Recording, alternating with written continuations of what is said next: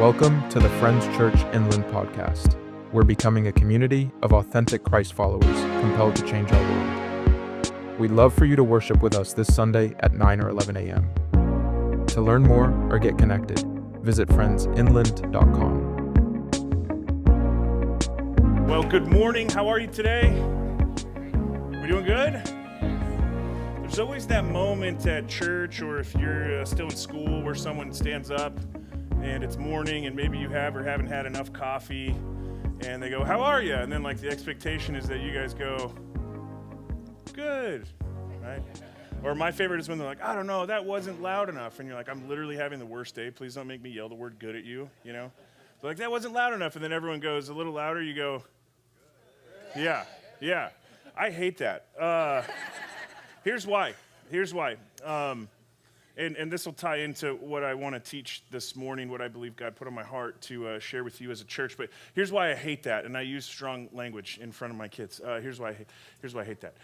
What if you're not doing good? Like, shouldn't this be the place where you can show up unwell and feel welcomed and feel as though you can lay that burden at the feet of your community and at the feet of Jesus? And so sometimes, and I realize why we do it, it's just like a normal, it's like, "Hey, how are you? Good, how are you?" It's just like kind of a way we talk. It's in our vernacular. But sometimes when I get up to teach a sermon, it's this second nature to go, "How are you?" And I wait for a good, and I go, "Cool, let's read." And it's almost like there's no presence. There's no moment just to kind of, "How am I doing?" This morning, before we open up, we'll be in Psalm 46. Take a second, answer this question. How are you doing today? To yourself. You don't have to yell good at me. I'm not going to make you yell even louder. We're not in school, no Pledge of Allegiance here. We're just here to worship God and to open His Word together. But how are you doing? Take a moment. How are you doing? Answer that question. Emotionally, spiritually, how are you? Coming to church today, how are you doing? One of the promises of God, is we learned during worship and even in a moment of prayer this morning, is that He promises to be present with us. And sometimes as humans, I think we forget to be present. Like, God promises to be with us no matter where we are, no matter how we're doing. And sometimes I don't even know where I am or how I'm doing. I'm so grateful for God's presence in my life, because sometimes God is just acutely reminding me that I am in over my head, I'm out over my skis, and I'm just faking it until I make it, pretending things are good when they're not. This morning, if you can relate to any of that sentiment, or in that moment of reflection, you'd say, I'm okay, I'm not well, I have this weighing on me. My hope and prayer is that this passage here in the book of Psalms would minister to you today, that this would speak to you right where you are, and that you would leave this place refreshed and reminded that the God we just sang to, that the God we just prayed to, and the God whose character we're going to read about momentarily is the same. He's consistent, He's loving, He's kind, and He is present. I love Psalm 46. We are going to open this passage and read it in just a moment. But it's one of those passages that kind of came to me in a time of trouble, in a really difficult time. If you have a life verse that showed up for you at a time of your life that was challenging, raise your hand for me. So this is me. I'm sharing my diary with you guys this morning, okay? This is one of those verses that has really spoken to me through some difficult things. Specifically, the summer of 2017, I went through a pretty intense mental health struggle and had convinced myself that life was better off without me in it. I had convinced myself that me no longer being alive was the best course of action. My family's young, they'll recover. Ministry wasn't happening for me. I was having panic attacks when I would get up to teach, and I had just bought into these lies and was eventually diagnosed with extreme depressive disorder and anxiety. And I just took it really hard. I was in ministry. I'm a pastor. You can't have these things if you're in ministry. And I was wrestling with it. It was difficult. One night in June of 2017, I was sitting in my closet with my back up against the wall, very late into the evening, just kind of going, all right, how could I end things? If I was going to do it right now, how would I do it that wouldn't wake my family up, that would just be easy mess to clean up? Just unhealthy, dark thoughts had filled my brain. When my wife, who's a notoriously deep sleeper, came into the room and she said, "Hey, what are you doing?" She comes into the closet, flips the light on. I broke down, I told her everything.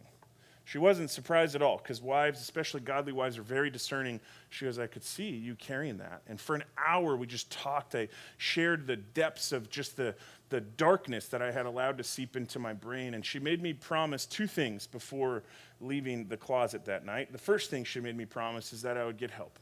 And so for the next 18 to 24 months after that moment took place, I was in therapy, I was in counseling, and I had also kind of joined forces with a Christian counselor and life coach. And between those different processes that I went through, God healed me. He took me through a process where I leaned on doctors who understood how the brain worked to kind of help me put some of the trauma and different things that I had faced in my childhood, they helped me really understand and sort that out. And the second thing that my wife made me promise was that I would never allow that moment to define me, that I would never get to a point where I wanted to quit again. And as Aaron shared, I lead a nonprofit today called Onward, and that's really the heart of where our nonprofit came from, wanting to come alongside of ministry leaders that are carrying the incredible weight of the call that God's put on their life, but really wanting to help them do so in a way that's healthy with help outside of their normal circle so that they can be vulnerable, open, and honest about whatever it is that they're facing. Here's why I share this story. The longest intro to a sermon ever, by the way. Here's why I share this story, because that next morning after I came out of the closet, with my wife there that night and just kind of had just a beautiful moment of confession and prayer with her. We left the closet, went to bed, slept amazing because I had got all that off my heart and off my chest. And I woke up, and one of the most kind things my wife has ever done for me was this. I started to get ready for the day with kind of a new outlook on life, having just got some really troubling things off of my chest. When I noticed that, I opened the drawer where my socks were, and there was a Bible verse reminding me of God's love and hope. I go in the closet to get clothes for the day, and where I flip the light switch on, there's another Bible verse. Above the sink, right over the cup that held my toothbrush and my toothpaste, was another verse. In fact, it was the verse that we're going to read in a moment here. And that's how Psalm 46, specifically verse 10, came into my life. It was delivered to me from my wife by God in an incredibly challenging time for me. And the reason I wanted to share this with all of you this morning is because I realized that in this day and age, just to be human is difficult at times. And I don't know majority of you, maybe none of you, but I know that if your life is like mine, it's certainly not without challenges, struggles, hardships, situations, and circumstances that feel so far outside of your control that it is only by an act of God that you can navigate or get through these things. If you're coming to church this morning in that posture, feeling overwhelmed, broken, feeling like you just need God to work in one specific area of your life, I hope and pray that Psalm 46:10 will minister to you the way that it has me. I'm going to read this passage for us, and we're going to jump into it. Okay, longest intro ever now concluded. Here we go. Psalm 46 says, God is our refuge and strength, an ever-present help in trouble. Therefore, we will not fear though the earth give way and the mountains fall into the heart of the sea, though its waters roar and foam and the mountains quake with their surging. There is a river whose streams make glad the city of God, the holy place where the Most High dwells. God is within her, she will not fall. God will help her at the break of day. Nations are in uproar, kingdoms fall. He lifts his voice and the earth melts. The Lord Almighty is with us. The God of Jacob is our fortress. Come and see what the Lord has done, the desolations he has brought on the earth. He makes wars cease to the ends of the earth. He breaks the bow and shatters the spear. He burns the shields with fire. He says, be still and know that I am God. I will be exalted among the nations. I will be exalted in the earth. The Lord Almighty is with us. The God of Jacob is our fortress. This passage is a familiar one. It contains a verse in verse 10 that I like to refer to as Hobby Lobby theology. Okay, maybe you're familiar with these passages in Scripture, but they are those passages that look really good on a printed piece of wood hanging in a bathroom or in a hallway.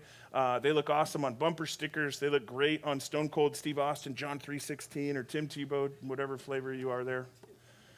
Psalm 46:10 is one of those passages that invokes images of a cool fall morning covered in a heavy blanket with a warm cup of coffee and your phone, because you didn't do quiet time if you didn't take a picture of it in post, and you take that picture And it just says, like, be still, learning how to be still. While the sentiment is beautiful, and I will always, as a career pastor, encourage quiet time, the concept of stillness at face value in Psalm 46:10 is not entirely accurate. In order to understand what is happening here in Psalm 46:10 and the invitation that those of you in this room today who showed up carrying heavy things need to hear is not stop, is not slow down. But as you'll soon learn, this passage rather is an invitation for us to surrender and for us to allow God to be who and what he's really good at being, and that's God. The passage starts in verse 1 saying, God is our refuge and strength, an ever-present help in times of trouble. Psalm 46 is written by the sons of Korah, who were a coalition of worship leaders, if you will. Think of this like a song. This is a hit song off of an album that Israeli worship leaders put together to be sung in the temple. But understanding contextually, the nation of Israel is a God state. It's a nation that was put together by God through Abraham, right? Father Abraham had many sons. It'd be stuck in your head all day. Many sons had father. I didn't grow up in church, so I learned this as an adult. A little mildly weird, if you think about it that way, learning that song as an adult. But that's how Israel got its start. It was a nation that was meant to be and supposed to be wholly and fully dependent upon God to be their leader. God didn't establish Israel to have a classic political system. Rather, he established this country through Abraham to be fully dependent upon the Lord for their sense of well-being. And so the passage here, God is our refuge and strength and ever-present help in times of trouble, it reads two ways. One, this is truth. Who is God? He is our refuge and strength. He is an ever-present help in times of trouble. And it reads two, not just as truth, but as a reminder, I'm scared, I'm nervous, I'm overwhelmed by, fill in the blank. Guess what? God is our refuge and strength. He's an ever-present help in times of trouble. The thing you have to remember is that so much of the story of Israel mirrors the modern day version of those of us who have put their faith in Jesus. You have us as a group of people who were selected, handpicked by God, right? Salvation is first an act of God in us that we respond to by faith, is what Ephesians 2 says. You've been saved by grace through faith. For Israel, God chose an unlikely group of people dwelling in a desert and said, they're mine. And just like us, who were not made or designed to do life on our own, well, we live in an incredibly independent culture here in Southern California, in the United States, in 2026. The same thing is true for Israel. God didn't design Israel to have one singular human as their leader. They were meant to depend upon the Lord for their safety, their strength, and their provision.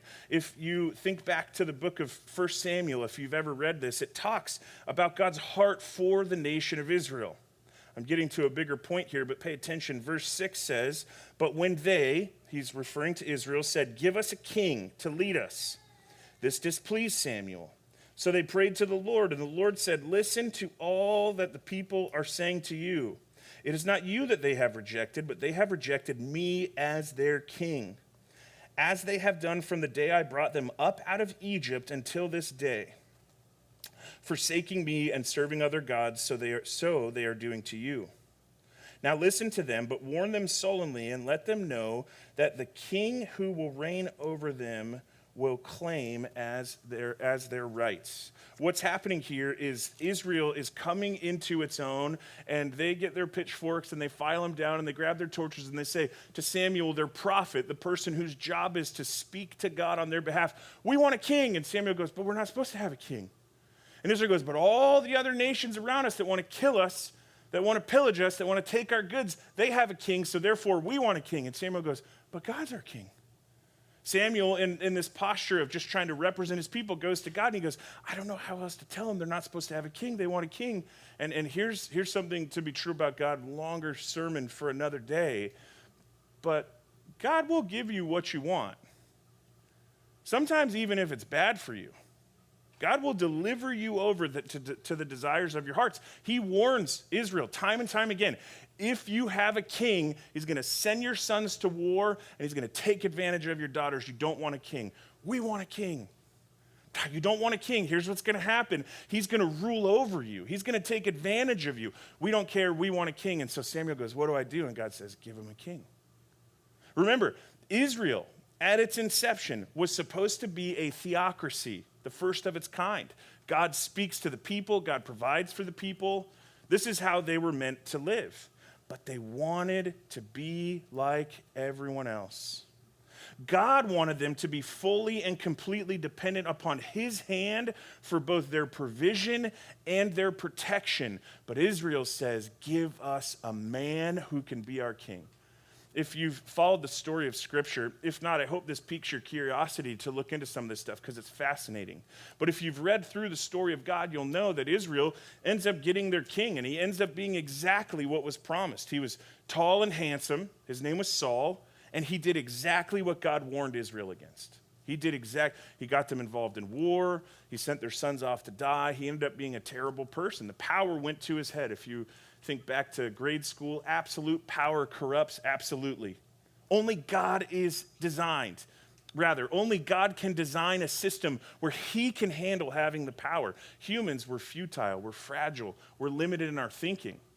God, rather, designed all of this. He spoke the world as we know it into existence. God breathes out stars, says, let there be, and there is.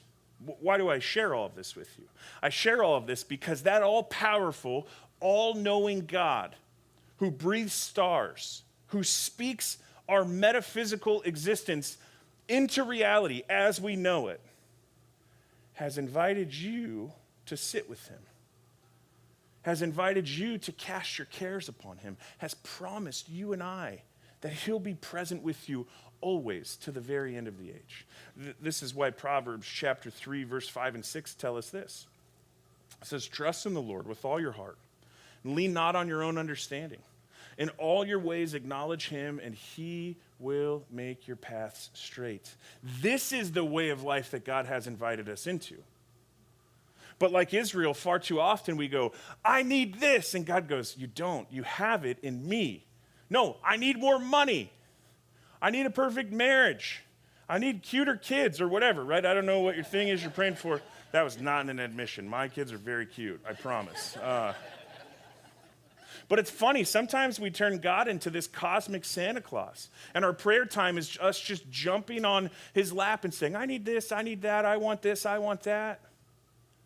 Well, think back to Psalm 46. He writes these things, the sons of Korah rather do, and as they write them, it mirrors our journey as well. God is our refuge and strength and ever-present help in times of trouble, right? Then, therefore, we will not fear, though the earth gives way and the mountains fall into the heart of the sea, though its waters roar and foam and the mountains quake with their surging. There's a river whose streams make glad the city of God, the holy place where the Most High dwells. God is within her, she will not fall. God will help her at the break of day. Now here we go. Nations are in uproar, kingdoms fall, right? That sounds a little bit like life today. Nations are in uproar, kingdoms are falling. But guess what? He lifts his voice and the earth melts. God's in control. The Lord Almighty is with us. The God of Jacob is our fortress. Come and see what the Lord has done, the desolations he has brought on the earth. Again, God cancels wars. God snaps his fingers and there's peace. Remember, Jesus on the boat, peace, be still, and a hush falls over the waves. Same God. He makes the wars cease to the ends of the earth. He breaks the bow, shatters the spear, and he burns the shields with fire. Finally, we arrive at our verse for the day. He says, be what? Be still and know that I am God. I will be exalted among the nations. I will be exalted among the earth. I'm not sure what you're coming to church with today, but I have a keen awareness of pain. I have a degree in pain and hardship myself, a PhD in pain. I am an expert at suffering. Maybe your life has gone like mine. I could list my rap sheet, and I'm sure some of you could too, because those of us who know how to suffer are keenly aware of what we've overcome by God's strength. This passage of be still hits me right between the eyes because this passage is not a bootstrap verse in Scripture. You know, there's a few things that our culture tries to disciple us in when it comes to facing hard things. First, people say, hey, when the going gets tough, the tough get what? That's something that we're taught. That's something that has raised us. We live in a culture of extreme independence. In fact, for the average person here today, you go to work, you work your 9 to 5. You may know your coworkers, you may not, but you sure love the day where the birthday cake or pizza party comes out, right? All of your corporately dressed coworkers wearing little hats. It's a good day. You go home, you press the garage door opener, the door opens, you press it again, it closes, and that's how we live life. There's no hunting or gathering. I'm grateful for grocery stores, right? There's no trading. Very unique way of life for those of you today who are still trading, like eggs for bacon or what have you.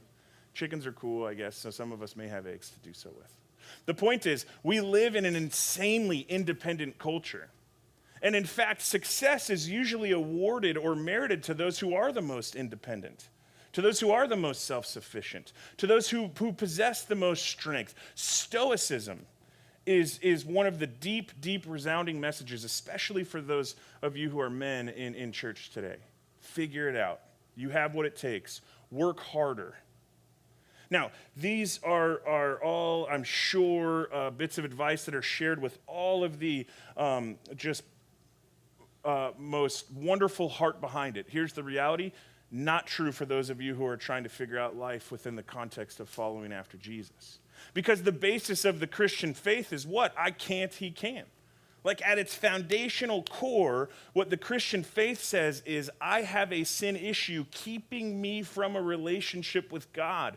Jesus came, took my sin upon himself, died, rose from the grave, and now has offered me through faith in him salvation that would put me back in good standing with God. It's not by works, it can't be bought, it can't be purchased.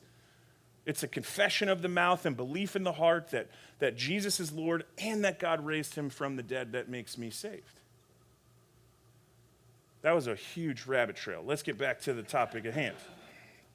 The point is, this invitation here to be still is not an invitation to roll over and show your belly. It's also not an invitation to sharpen your sword.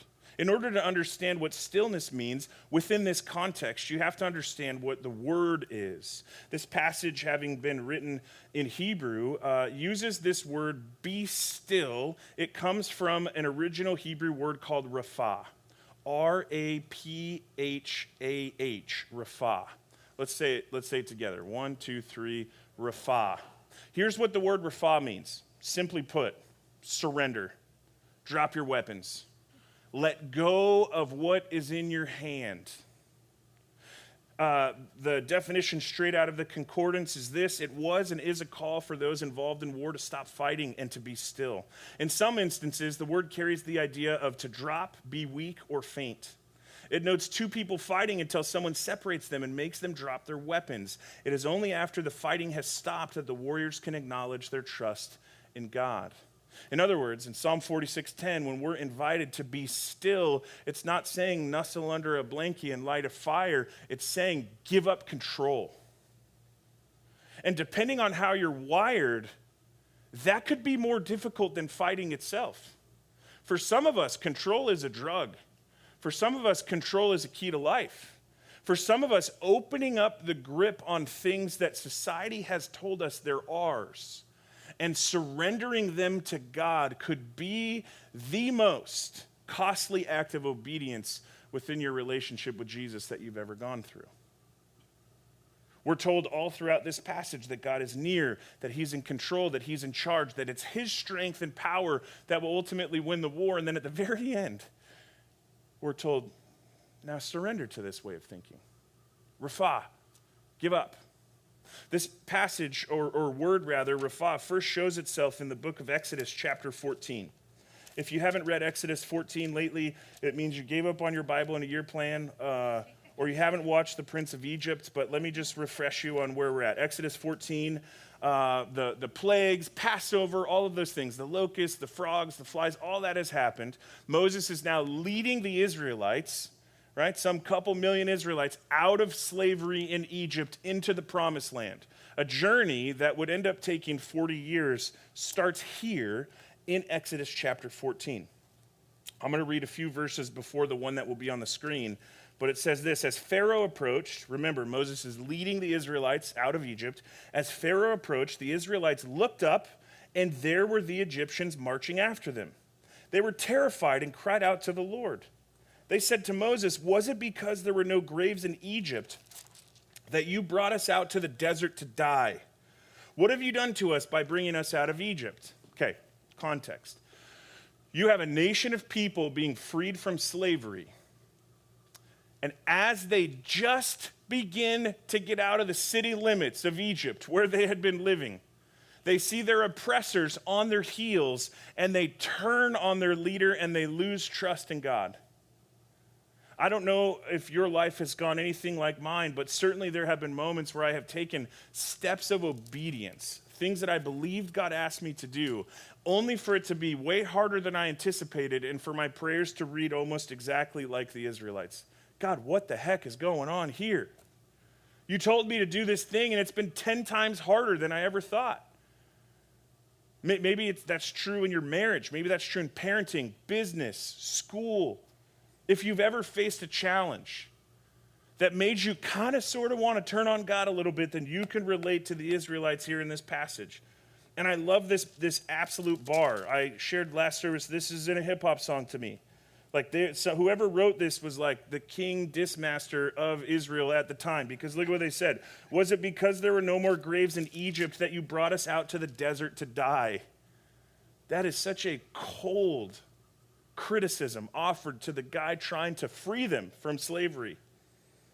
Moses, though, such a legend. He says, the Israelites, didn't we say to you in Egypt, leave us alone, let us serve the Egyptians? It would have been better for us to serve the Egyptians than to die in the desert. You can hear the fear and the grasping for control in what they say. But then Moses, he says, Moses answered the people, do not be afraid, stand firm, and you will see the deliverance that the Lord will bring you today. The Egyptians you see today, you will never see again. The Lord will fight for you. You only need to what? Be still. The Lord will fight for you. You only need to be still. Well, certainly we know how the story ends. The sea parts. Moses begins to walk the Israelites across dry ground at the heart of the sea, and like a zipper, it closes up behind them, swallowing the army of one of the most powerful nations to have ever existed. That's what it looks like, by the way, when God fights your battles. That's what it looks like, by the way, when you surrender to the all-knowing, all-powerful King of the universe who breathes out stars and creates humans out of the dust of the earth. That's the kind of power that advocates for you. That's the kind of power that is at God's very fingertips that far too often we miss out on getting to experience because we are freaks for control. We love it. We have to have it. I got to have one hand on the steering wheel. Okay, God, maybe not a hand on the steering wheel. Could I at least be in the cockpit? Okay, God, could I please at least be in the decision-making room? Anywhere. We love control. When I'm scared, I turn into a control freak. My wife is very kind, and she'll remind me, you're being controlling, and I have to go, don't say that to me. I'm just joking. I have to go, did you have to say it that way? No, I'll say it's because I'm terrified. It's because I'm very scared. The reality is this invitation that we have this morning to be still, to surrender what is in control when we face difficult things, is the key to us always getting to see the power of God at work in our situations and our circumstances. This concept of being still, of surrender, it reminds me, I've raised sons and I've raised daughters. Anyone in here raised 2 boys or more? Anyone? Boy? Yeah, okay, I got 2 and 2. So here's the thing. With daughters, when they fight, it's like, your hair's ugly or your blouse looks dumb or whatever, right? But with boys, it's not words, it's hitting each other, okay? So my sons are about 3.5 years apart, and most of the time when they fight, it's like, hey, knock it off. Hey, let's stop. But every now and then, as a dad, I'm like, can we just see what happens? Let's just let this one play out a little bit. And there's a moment where the younger one gets the bigger one, right? And then now they're both mad, and this isn't a cute sibling fight anymore. This is an actual, I'm going to sell pay-per-view. We're in the UFC now. And I'll never forget, there's a moment where my youngest son just landed a perfect overhand right on the bridge of his big brother's nose. Everyone got in trouble. But between us, I was kind of proud, right? Everyone's in trouble. There was a lot of consequences. But when the older brother is the one who's like, my nose hurts, and the younger brother's like, there's just something like uniquely just about that, I guess, is the way I would say it. But there's always that moment when my kids are fighting where I have to use the dad voice. It goes from, hey, stop, to knock it off, right? I remember when I found my dad voice, it's like in The Lion King when Simba learns how to roar. That's what it's like for you young dads. When you find the dad voice, you're like, oh, whoa, I got this. That's what it means to be still. It's a call to surrender. Stop. Knock it off. Man, maybe the most godly and loving and kind thing I could say to those of you today who are facing really challenging things in life, business, in your marriages. Maybe it's prayers for your kids. Maybe because everything in this world is twice as expensive today as it was yesterday, it's finances, whatever it may be. If you're facing something that just constantly rises to the top of your list of prayers, can I just lovingly tell you, be still. Surrender. Let's start with surrender. Surrender is not inaction. Surrender is not passivity. Surrender is our best attempt to keep God first in any and everything that we do. I'm not saying put your head in the sand and ignore your problems. What I am saying is let's start with God. Let's surrender this into the hands of the Almighty God who breathes stars, who knows when you stand, who knows when you sit, who can discern your thoughts from afar, Psalms tells us. What if we started there and then began to get our minds around what to do next? Far too often in my own life, when I face difficult things, challenging things, I ignore God's invitation to me to surrender and to put him first, and I turn to one of two things, more often than not. The first thing that I'll turn to when I face really challenging circumstances and situations in my life. I remember learning this lesson specifically as my mother passed away 3 years ago last month. I remember I wanted to turn to my skills. That would be the first thing I would say if you're taking notes. Be really mindful of how quickly you turn to things that make you feel competent when you're facing difficult situations in life. Right? Sometimes we're facing something challenging, and so we just triple down on what we know we're good at so that I can have a sense of feeling better about myself. So I may be getting beat up in this one area. That's the area we need to surrender. But instead of learning to surrender that, I'm going to work 4 times as hard in the office because it makes me feel better. I'm going to set a new sales goal and bring home more money than I ever had so that I can ignore this and it makes me feel better. Here's the reality. 1, that is sinful. But 2, you will never, ever, ever be able to work hard enough to save yourself. That is the basis of the Christian faith, not by works. And even more so, we live in a society and in a culture that preaches hustle, that preaches hard work. Now, I'm not saying don't work hard. Some of my most favorite people that I look up to, some of the people who I strive to emulate and be the most like are also the hardest workers I know. But just know that hard work doesn't save you. If hard work was the key to everything, then the donkey would own the farm. Hard work does not bring salvation. Hard work could be how we work out our salvation as we're invited to do in the scriptures, but hard work in and of itself has no saving power. So if you're facing something tremendously difficult and you're turning to your skills, you're turning to your work ethic to overcome it, you're not going to get to see God's power, his redemptive power on display. The second place that I find myself oftentimes turning to when I go through things that are hard, things that God wants me to surrender, but I myself go, no, I can do this on my own, is I'll turn to sinful things. I'll turn to things like overeating, drinking. Some of us may turn to flirtatious relationships at work, pornography. Fill in the blank with whatever your coping mechanism is. When we face hard things, when we do what would be known as suffering in the traditional sense of the word, when you're going through suffering, the temptation to sin will never be more prevalent. If I turn to sin when I'm in a season of suffering, then not only am I missing out on getting to see God's power through my surrender, but I'm prolonging any opportunity for growth, healing, or transformation. It works like this. if work is difficult, and so I come home from work, and because work was hard, I isolate myself from the rest of my family, and I choose to overdrink, then tomorrow I've put off every opportunity to process, to pray, to seek accountability about a bad work day, and I just kick the ball into tomorrow. And let's say I go back to work, and tomorrow also was not a great day, and I come home and I do it again. I've done that twice now.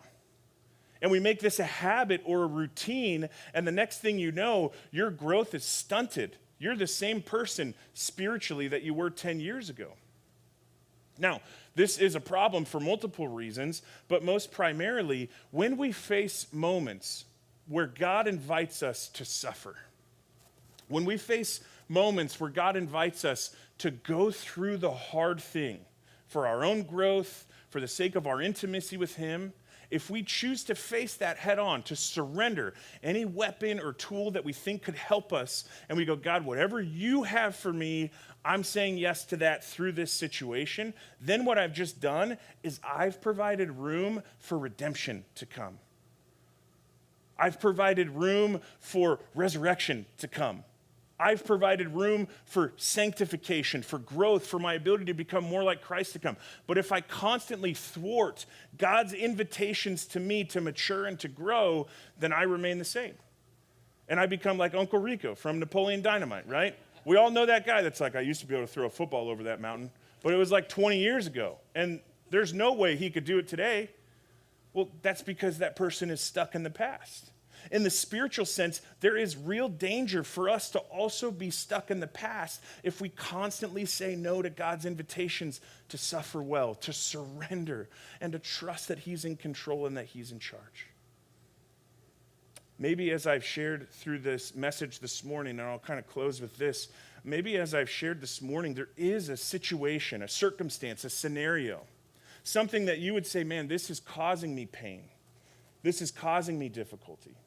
And it's rising constantly to the top of your list of prayers. I want you to be mindful of that thing for a moment. Put a name to it in your mind right now. What is this problem? Something that you identify as a problem. And I want you to hand that over to God. To say, God, this is now yours. So we're going to close a little different than I did last time, but I want everyone to just bow your heads and in a posture of prayer. If you got something, this is for you. If not, enjoy a few moments of peace and quiet, okay? But here's what we're going to do. We're going to say, God, whatever this problem is, if it's financial, if it's work-based, if it's your job, career, maybe it's your marriage, maybe it's your children, a family member, whatever it is, name that problem, okay? And I want you to envision in a posture of prayer, you putting that problem into a box and handing it up to God. And you're saying, God, this, fill in the blank with whatever is unique to you. I'm handing this to you, God. Would you take it from me? Would you come with me? Would you comfort me? But God, I'm surrendering this to you now. The reality of the situation is when we hand God our problems, they become God's problems. And He is really, really, really good at being God. Our acts of stillness or surrender are opportunities for us to remind ourselves we are not God. We are not as powerful, loving, or in control. So therefore, I want to hand this over to Him. In this posture of prayer, I want to read a passage to you written by the Apostle Paul, and I'm going to pray over you. Paul says this in Philippians chapter 3, verse 10 and 11. He says, I want to know Christ. Paul prays for relational unity with Jesus. Yes, to know the power of His resurrection and participation in His sufferings, becoming like Him in His death, and so somehow attaining to the resurrection from the dead. Paul's version of being still is him surrendering to God's will in his life. He surrenders to knowing Jesus, having relational unity with Jesus, so much so that people who are dead in their sins would come to know Christ as a result of Paul's faith in Jesus. Friends, whatever it is you're facing this morning, no matter how big or small, no matter how scary and challenging, I want you to know that God invites you to surrender, to acknowledge that you're not God, and to trust in his power, in his love, and in his mercy.